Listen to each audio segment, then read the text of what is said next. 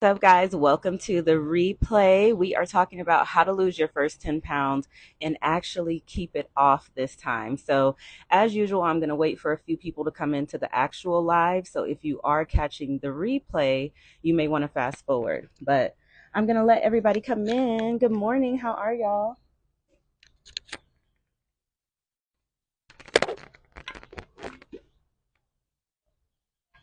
Good morning.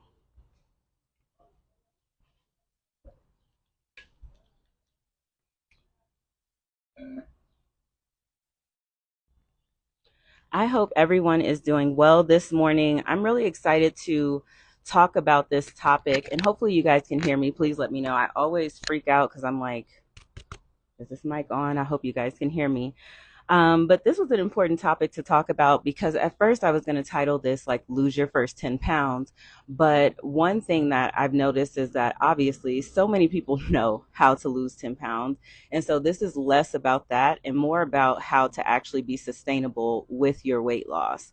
So I want to preface this by kind of talking about where I think people tend to get stuck when it comes to keeping weight off. And I think it comes in the preparatory phase prior to losing weight. And some of you may be like, what? What prep phase? Like there's a prep phase? And I'm thinking, exactly. There's a prep phase, and there are a lot of people who are not doing anything to actually prepare themselves for the weight loss phase that they are about to go through. So, taking some time to actually think about what your goals are is such a huge component and huge part of this entire process, right? There are people who will go about starting a weight loss journey without ever thinking about how they're actually going to get to the end result. So generally people will say, oh, my goal is to lose 50 pounds. My goal is to lose 100 pounds. Okay, how, right? We need to be breaking those things down. But I think that this is more of like a psychological thing in the sense that because it's much easier, for example, to just say, hey, I'm going to go on a weight loss journey. I'm going to do keto. I'm going to do, low carb. That is such a more simplistic way of thinking about it, right? It's like, I'm just going to eliminate these foods and I'm done. Or I'm just going to get a trainer. I'm going to go to the gym a few times a week and that's my plan. That's actually what I did not a few, many years ago when I was originally starting my weight loss journey. I hired a trainer. I hired a trainer at Gold's Gym because I realized that my weight was starting to kind of get out of control. So I went to Gold's Gym and this guy has me come in. He does this consultation with me. Okay. And the consultation basically just consisted of, obviously you're here to lose weight.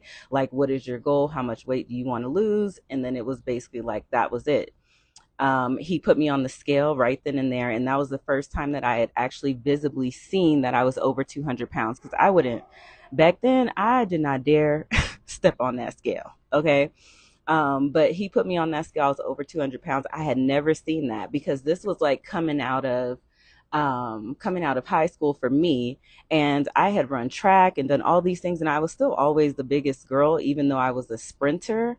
But I had never been over 200 pounds. I think I maintained like in the 160s or something like that.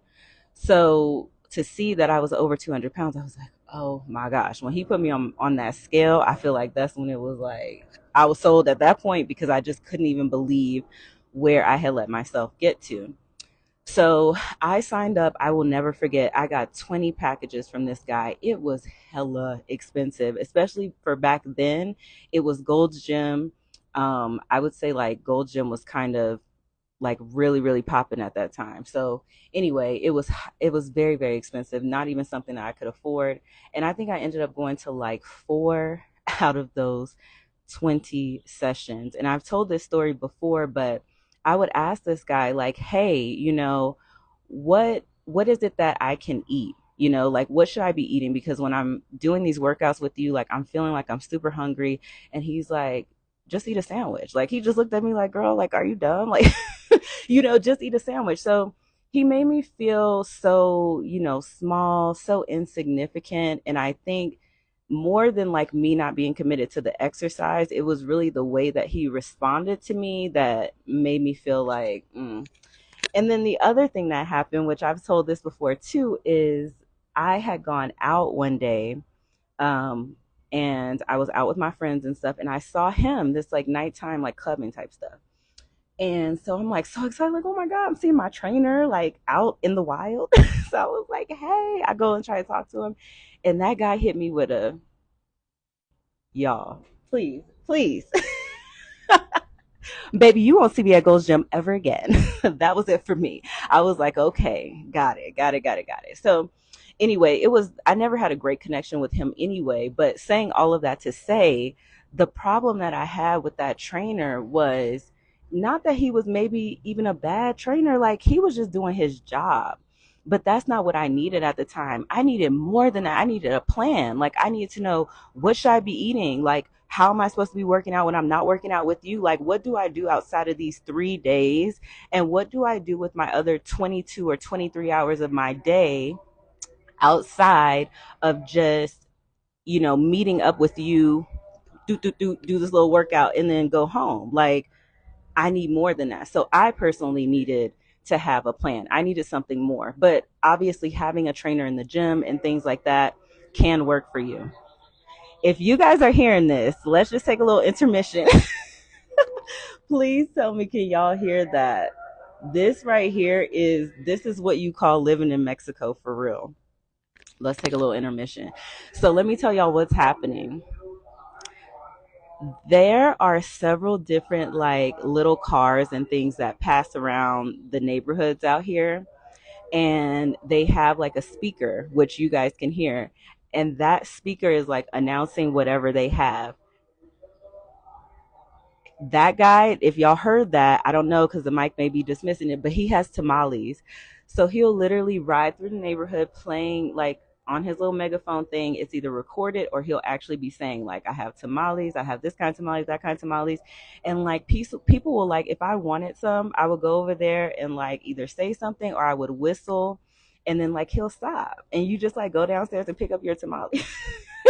But they do that for everything. They even do it when they come and pick around like old junk, like big old refrigerators and microwaves and stuff like that.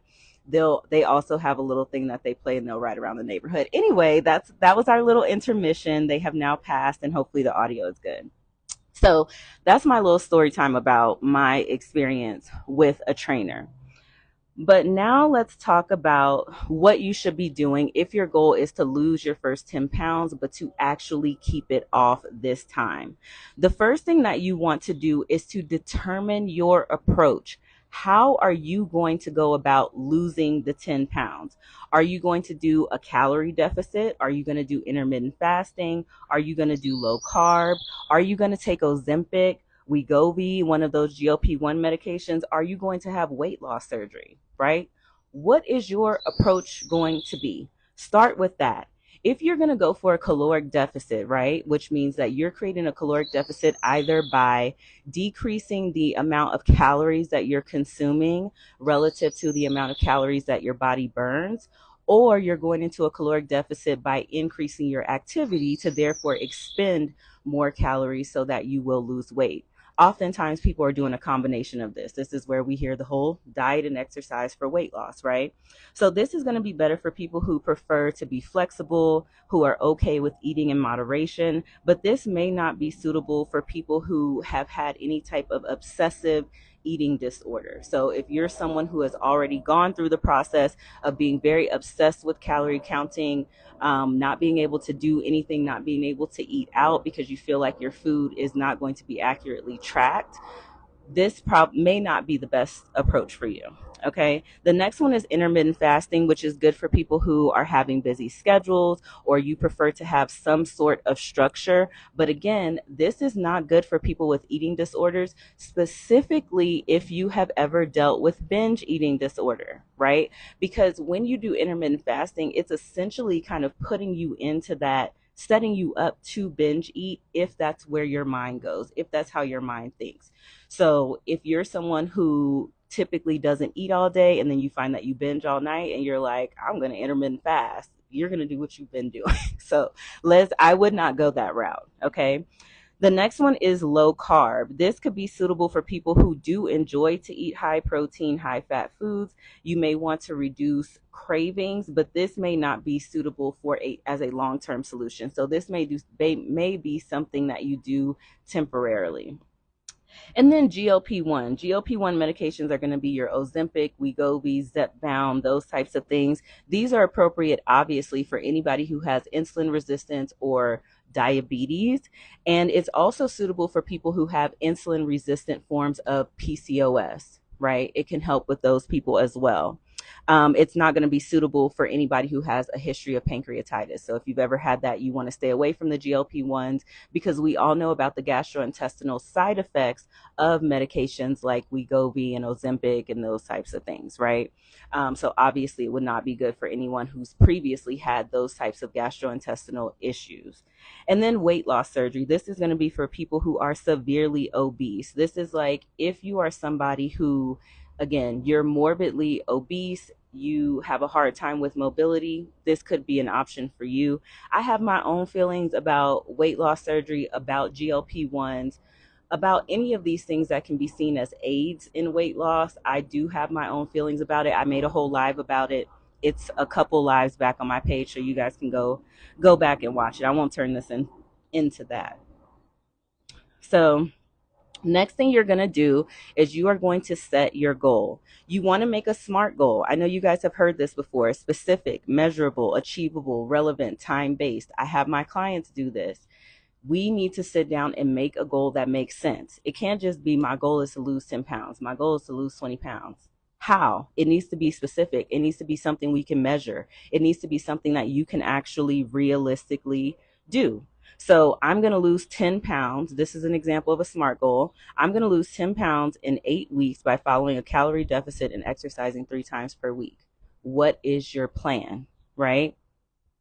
And then you also want to consider your non-scale victories. Sometimes we get really, really caught up in all the scale victories. I want to lose this amount of weight. This is my goal. But what about other things? Do you want to improve your energy? Do you want to have better sleep? Do you want to have improved confidence? These things matter too. And this is going to be so important for those times when you plateau. You are going to plateau on your weight loss journey. You just are. So when you plateau, you need to have those non-scale victories to fall back on so that you can keep going on your journey. Okay. Next thing you want to do, and I think this is a big one, is plan for any upcoming events and holidays. Y'all, your birthday comes around every time the same year, right? You know that you're going to take a trip in the summer every time around the same year. You know that the holidays are coming every time at the same time of year. You know that your company holiday party is coming every time at the same time of year. There is no reason to get to these events and be like, huh, I'm shocked. I don't know what to do. You knew this was happening all year, right? So as you're creating what your long-term goal is going to be and how you're going to sustain it, you also need to be thinking about, what about when this event comes up? How am I going to navigate this trip? What am I going to do when I go out to eat at this restaurant? How am I going to keep up with brunch with my friends every Sunday, right? You need to be making plans for those events that you know are going to come every single time at the same time of year. Okay. Then you need to identify and prepare for any roadblocks. What are some roadblocks that can get in the way of your weight loss journey?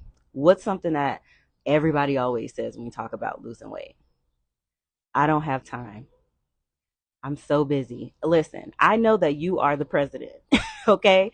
I know that you're the president. You are very, very busy, but trust me, we can find time. Just like you're finding time to be here and catch this live, you can find time to do things that are going to help you towards your weight loss goal. So if you do feel like you have a lack of time, some things that you can do to help, guess what? Preparation. Just like I'm telling you guys with the weight loss goal overall, that you need to be prepared and making sure that you are prepping for this long term, you also need to be making sure that you're prepping for your lack of time. So what does that look like? Meal prep. Your meals are cooked and planned ahead. Prioritizing your workouts. Put them on your calendar. Put them on your calendar. I'm not being crazy here. When I worked in corporate, the last job that I worked at before I came into fitness full time, I kid you not, my workouts were on my calendar. They knew at lunchtime they wasn't going to see me, and they knew I was going to be back late. I was a bad employee. I was a bad employee. But listen, I had to take care of myself. So I needed to have a longer lunch than what I was typically allotted. I needed to have that, and I took it. And now some of them been my clients, but that's a whole nother thing. That's a whole nother thing. Next thing is stress, right? Practicing stress management, because a lot of times when we talk about stress, people are like, well, I'm just stressed. Like, this is my life. And they'll start telling you all the problems that they have that's making them stressed. It's never that anybody is invalidating the amount of stress that you have. It's that the focus is not on the stress that you have, but on how you navigate and respond to the stress. So starting to respond to stress in different ways can help you. Just being completely like real, transparent, and honest with you guys, there are so many things that are out of our control, right? And a lot of us get pulled in the direction of helping this person, helping that person, helping our family do this, helping this.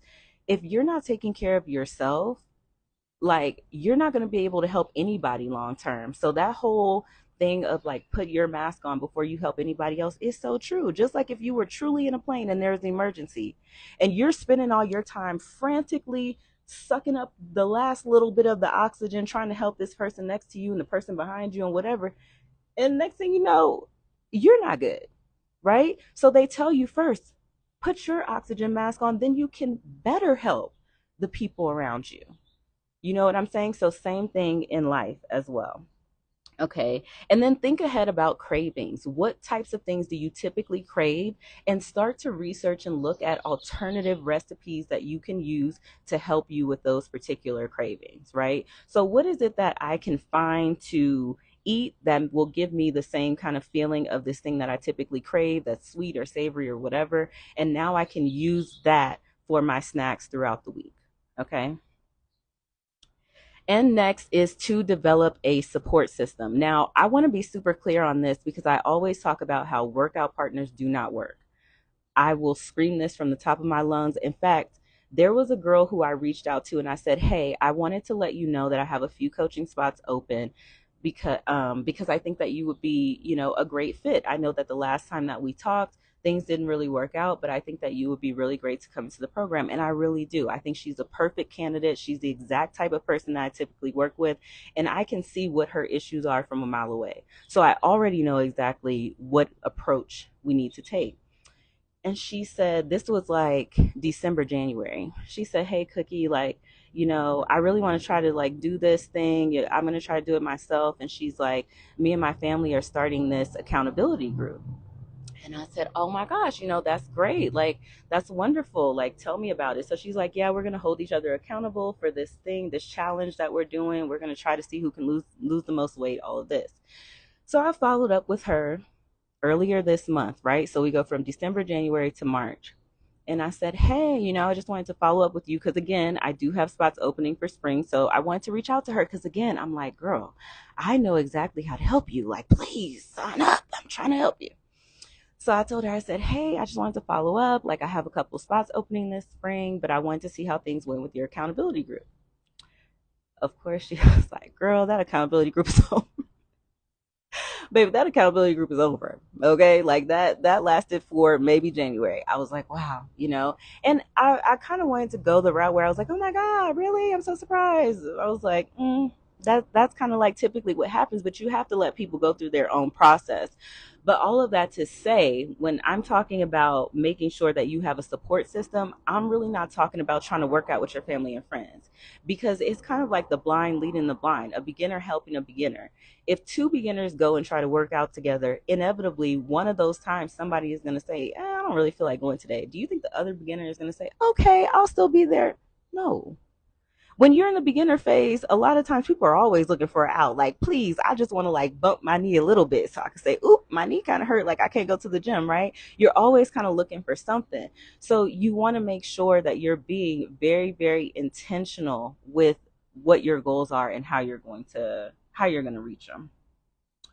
And that means not necessarily going to the easiest route, which would be probably obviously family and friends. Okay. So look for other ways that your family and friends can support you because they're still your support system, right? Like in life. So how else can they support you? Can they just be encouraging? Can they reinforce what you're already doing? That's one way that they can help you. Can they help you when you meal plan and prep? Like, hey, I got to make my meals for the week. Like, whatever, you want to come hang out with me. That could be something for them to do. And then offering to participate in non-workout but active activities. So just think about like, going for a walk somewhere, maybe going to the mall with the purpose of actually just walking around it to get your steps. Kind of include them in things like that, but try to avoid having it to the point where you guys are like workout partners and everything's going to happen together because I've just seen it fail time and time again. And it failed with me as well on my journey. Me and my best friend tried the same thing way back in the day. If y'all remember P90X, we swore we was going to do P90X together. I don't know how many days we did, but we were nowhere near the 90 days. So it just doesn't work. And now she's fantastic with her workouts. I've made videos with her and stuff like that. And I'm obviously, good with my workouts too. We have to take our own individual journeys. That's just how it kind of worked out. All right. So remember, when you are going through a weight loss journey, your goal is to be sustainable. You want to first determine your approach. That's number one. Then you want to set a SMART goal. Okay. Make it specific, make it measurable, make it achievable. Okay. Then you want to plan for events and roadblocks that are happening. These are not surprises. Okay. And then you want to develop your support system. Now, like I said, maybe family and friends might not be the best route. The way that I think is the best way to kind of develop a support system is to really get into fitness, like really start to enjoy it. You're going to find your people, whether that's in a class, whether that's in an online community, like if you work with me and get into our group, right? You're going to find your community. Even here on Instagram, just searching for hashtags, you'll meet people online, that can be your community as well. So there's many ways to have a community. All right. So let me tell you guys what I have coming up. If you're someone who's thinking, wow, like I really do feel like my missing piece is that I do not plan. I'm never planning for anything. But at the same time, you're like, I don't know if I want to do coaching. I'm not sure if that's really my thing. I would highly recommend that you do what I call a blueprint call. I started these at the end of last year and they have been incredibly successful. The purpose of the blueprint call is for you to actually get just that, a blueprint, a plan of what you are going to do to not just lose your weight, but sustain it. So with the blueprint call, it's a 2-hour call, especially the initial one. Okay. The initial one's going to take the full 2 hours. We're going through every diet that you've tried, like what you've done in the past, what you're currently doing, what your lifestyle is like, what you're really ready, willing, and able to do right now, what you like to eat, what you typically eat, right? You're going to pour all this information into me. And then from there, we're going to go back through everything step by step. And I'm going to pour into you what you should be doing, what you need to take out, how your schedule should be, right? So that you have an actual actionable plan that you can put into place and that you can confidently go and work on, without you just saying, oh, I'm just going to do keto. Oh, I'm just going to go get a trainer. That's not really a plan though, right? So the blueprint call is great for that. Blueprint calls are $200. You can send me a DM with the word blueprint and I will send you the link to book that call. I don't think I have next week open, but the week after, I believe, is open. So if you're interested in that, definitely send me a DM and we can talk a little bit more about it. And of course, if you want to do one-on-one coaching, I just accepted another new person yesterday. So we got 3 new folks in the last week. And I need to double check and see how many spots I have left. But I do know that I have a few more spots left. So if you're interested in that, you can go to the link in my bio and just apply there. Or you can send me a DM too, like if you have questions about it before. So that's it for today, you guys. I will see y'all next time. Bye.